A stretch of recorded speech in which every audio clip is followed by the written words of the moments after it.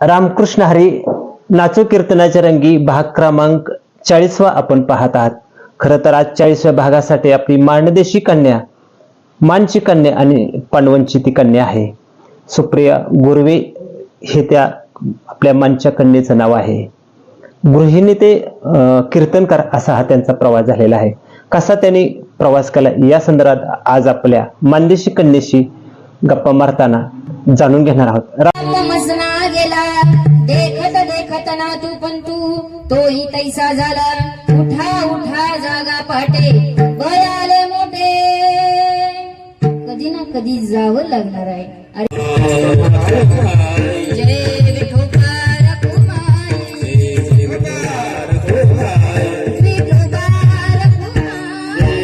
कृष्ण हरी. रामकृष्ण. खरं तर तुम्ही मानदेशी कन्या आहात. खरं तर कन्येच्या नात्यातूनच पहिल्यांदा तुमच्याशी संवाद साधूया. एक सांगा सुप्रियाताई, तुमचं शिक्षण किती झालेलं आहे? माझं शिक्षण आता ग्रॅज्युएशन झालेलं आहे. ग्रॅज्युएशन सायन्स होऊन नंतर आर्ट मधून ग्रॅज्युएशन झालं. बरं. आई वडील काय करतात तुमचे? वडील तर एक्सपायर झाले मी 10वी मध्ये असताना. बर. आईचं पंढरपुरामध्ये बांगड्याचं दुकान आहे. बर. कैकाडी मठाच्या समोरच. बर. कैकाडी मठांचा मठ आहे, त्या समोरच बांगड्याचं दुकान असतं. बर. एक सांगा, पानवण हे तुमचं गाव आहे आणि वडील तुमचे किंवा आई पंढरपूरमध्ये राहत होते का? हो, तिकडं नोकरीसाठी कामासाठी पंढरपूरला गेले. ते सगळे चुलते वगैरे माझे तिकडेच आहेत पंढरपूरचे. बर. एक सांगा, तुम्ही तुळशीच्या गळ्यात माळ घातलेली आहे. कसा तो प्रसंग आहे? म्हणजे कोणी सांगितले म्हणून घातले का मनानं घातले? काय वडिलांची होती कुणाची? आई वडील दोघंही माळकरी आहेत. बर. त्याचबरोबर माझ्या सख्या मावशी आहेत, मीराताई महाराज. त्यांनी जुना काळ फार गाजवलेला आहे.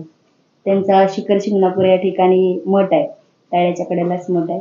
आणि पंढरपुरामध्ये सुद्धा गायकाडी मठाच्या पाठीमागं मठ आहे. बर. त्यांच्यामुळं लहानपणापासून त्यांच्या संगतीत असल्यामुळं त्यांच्यासोबत मी घरात सगळ्यात लहान आहे. बर. मला 3 बहिणी आहेत, मी सगळ्यात लहान आहे. त्यामुळे मी सगळ्यात लहान असल्यामुळे आई वडील कुठं जात असताना मला सोबत घेऊन जायचे.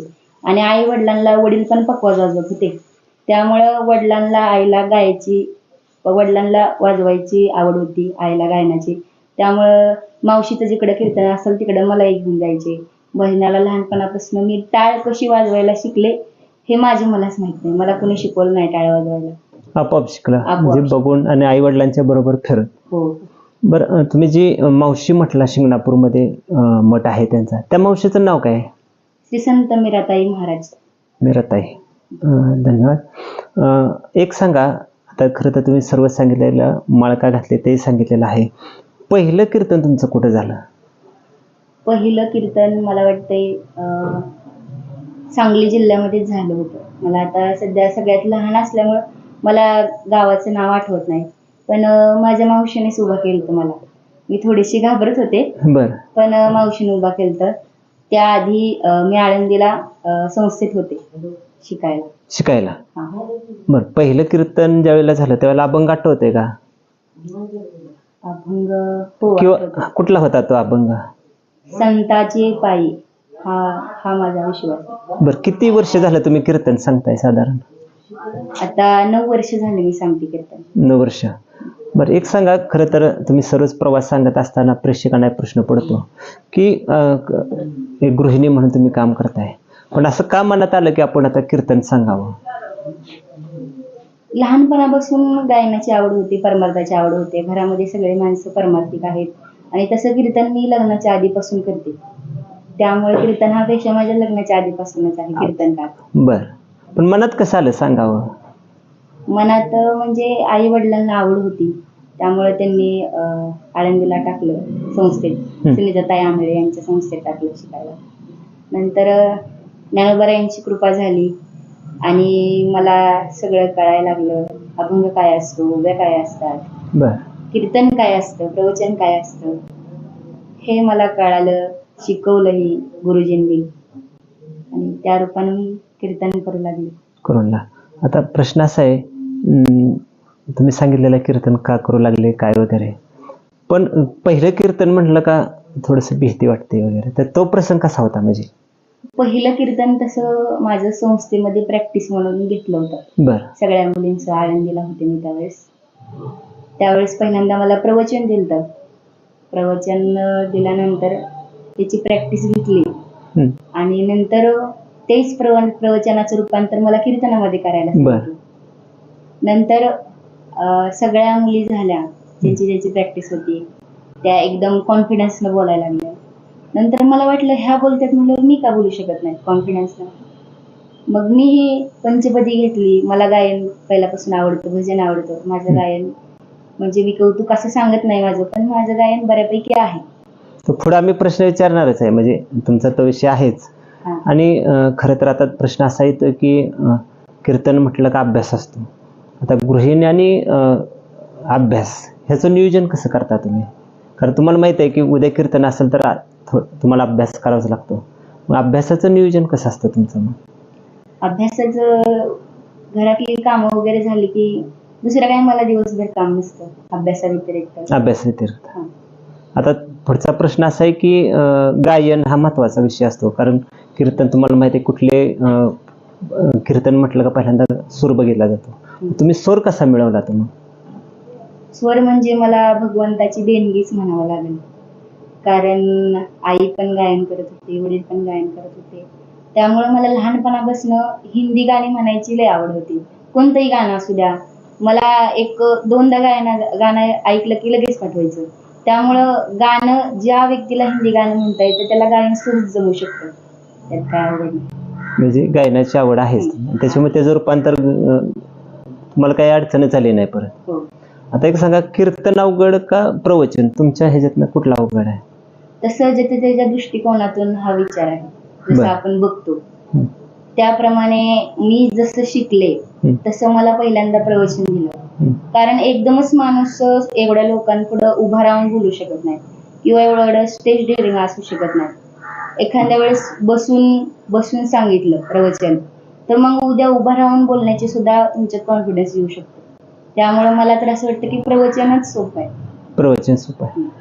आता तुम्ही मानदेशी कन्या आहात, मानची कन्या आहात, तर खरं तर आता नेहमीच मी म्हणतो की माझी मानची कन्या कुठेच कमी नाही. म्हणजे कुठले क्षेत्र घ्या, मानची कन्या तुम्हाला तिथं दिसेलच.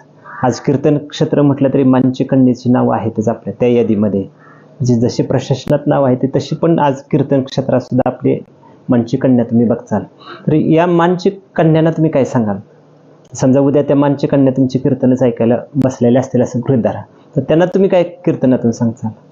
मानच्या कन्याला मी एवढंच सांगू इच्छिते की आयुष्यामध्ये असं काहीतरी करा की आई वडिलांची मान उंचवली पाहिजे. आई वडिलांनी सांगितलं पाहिजे की माझी मुलगी आज या ठिकाणी नोकरी करते, जॉब करते, एवढं उंच ठिकाणी काम करते. आई वडिलांना मान उंच करून लोकांना सांगायला कौतुक वाटलं पाहिजे, असं मानच्या कन्याने केलं पाहिजे. बऱ्याच वेळेला महिला असतात कीर्तनाला, म्हणजे महिला असतातच, पण असं काय वेगळं काय महिलांना सांगता का? जनरली तुम्ही कीर्तनातला विषय असतो, थोड्या महिलांची अपेक्षा असते की आमच्याच ह्याच्यातली महिला कीर्तनकार आहे, तर त्यांच्यासाठी काही स्पेशली तुम्ही सांगता का? त्यांच्यासाठी एवढंच सांगेल की कारण महिला ही प्रत्येकाला तुम्हाला माहित आहे कुटुंबाचा पाया आहे, सगळ्यात महत्वाचा आधार असतो. पण अशा वेळेला सुद्धा एक स्पेशल महिलांच्यासाठी थोडं सांगणं. महिला ही दोन्ही घराचं एक नाक असते. म्हणजे सासरचं घर आणि माहेरचं घर, दोन्ही घराचा उद्धार एक स्त्री करत असते, महिला करत असते. त्या महिलेला जगत असताना हे कळलं पाहिजे की आपण काय करावं, कसं वागावं, कसं राहावं. आज परिस्थिती बघतायच तुम्ही काय आहे ती. महिलेला लहानपणापासून आपण आई वडील असं राहा, व्यवस्थित राहा सांगत असतात. संस्कृतीचं जाणीव आई वडील पावला पावली करून देतात की फुल ड्रेस घाल, हात कपडे घालू नको, टिकली लाव किंवा केस व्यवस्थित विंचर. इकडे बंधन असतात. बंधनं आपल्या त्या महिलांच्या चांगल्यासाठीच ते बंधन असतात. त्याचबरोबर मला असं वाटतं की त्यांना परमार्थातलं थोडंफार ज्ञान असावं. मी कीर्तनात नेहमी सांगत असते की ज्ञानोबारायांनी हरिपाठामध्ये सांगितलं, ज्ञानदेव सांग झाला हरिपाठ पूर्वजा वैकुंठ मार्ग सोपा. यामध्ये मला हे सांगायचं आहे की एखाद्या महिलेनं, सुशिक्षित महिला जर लग्न करून दुसऱ्याच्या घरी गेले, त्या सुनेनं हरिपाठ जर म्हटला घरामध्ये, तर त्या घरातली जी पूर्वजांचं आहे वैकुंठाचे मार्ग मोकळे होत असतात एका हरिपाठाने. म्हणून आजच्या पिढीला जर महिला शिकली तर तिच्या पुढच्या पिढीला ती महिला शिकवेल की हरिपाठ काय असतो, ज्ञानेश्वरी काय असते, तुकोबारायांची गाथा काय असते, साधू संत हे पुढच्या पिढीला कळाले पाहिजेत. खरं तर ताई, अजून एक तुम्हाला जाता जाता प्रश्न विचारायचा राहिलेला आहे. प्रश्न असा आहे की माणदेशी कन्या काही वेगळं, म्हणजे आपलं काम, आता तुम्ही धार्मिक क्षेत्र काम करत आहात, वारकरी संप्रदायात काम करत आहात, पण अजून काही वेगळं मुलींच्यासाठी किंवा एखादी कसं काय कीर्तनकार म्हटलं तर शिक्षण संस्था काढतात, वारकरी शिक्षण संस्था आहे काढतात, तर असा काही तुमचा विचार आहे का मनात भविष्यात त्या दृष्टीने? आहे. माझं पहिल्यापासून स्वप्न आहे, लग्नाच्या आधीपासून स्वप्न आहे की एक मी मुलींची वारकरी शिक्षण संस्था काढावी. मुलांच्या भरपूर आहेत वारकरी शिक्षण संस्था, पण मुलींची कमी आहे. आणि पंढरपूर भागात तर मठ भरपूर आहेत, पण मुलींची वारकरी शिक्षण संस्था कमी आहे, कमी ठिकाणी आहे. म्हणून मला असं वाटतं की मी जशी शिकले, मला जसं ज्ञान मिळालं, मला आजपर्यंत मी ज्ञान मिळवलेलं वायपट जाऊ नये, कुठं वाया जाऊ नये, म्हणून मला हे ज्ञान दिल्याने ज्ञान वाढते. त्या उद्देशानं मला असं वाटतं की मी ही मुलींची वारकरी शिक्षण संस्था काढावी आणि काढणार आहे. खरं तर एक माणदेशी कन्या म्हणून आपण सुप्रिया गुरवेताईंशी सुसंवाद साधलेला आहे. खरं तर मानदेश भूषणशी बोलता त्यांनी आव्हान केलेलं आहे की मी मुलींच्यासाठी एक वारकरी शिक्षण संस्था सुरू करतायत.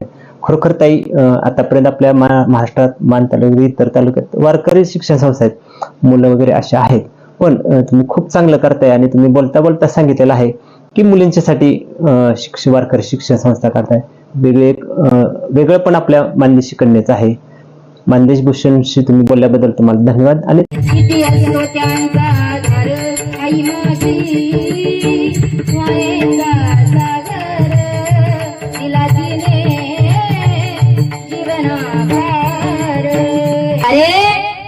आई जरी घराचा पाया असली तरी वडील हे घराचं शिखर असतात, शिखर असतात. अरे आई वडील म्हणजे साक्षात देव आहेत, पांडुरंग परमात्मा आहे. त्यांची सेवा केली म्हणजे कोणत्याही तीर्थाला, काशीला जाण्याची गरज नाही. माय बाप केवळ काशी, तेने न जावे तीर्थासी. माय बाप जर घरी असतील तर त्यांना कोणताही देवदेव करण्याची गरज नाही. मी माझ्या लेकराला खांद्यावरती घेणार, खांद्यावरती. तो बाप लेकराला खांद्यावरती घेतो. का घेत असतो बाप खांद्यावरती? कारण बाप म्हणतो जी गोष्ट मी बघू शकत नाही ती माझ्या लेकराने बघावी, म्हणून तो बाप त्या लेकराला खांद्यावरती घेत असतो. आणि तो बाप किती करत असतो. आयुष्य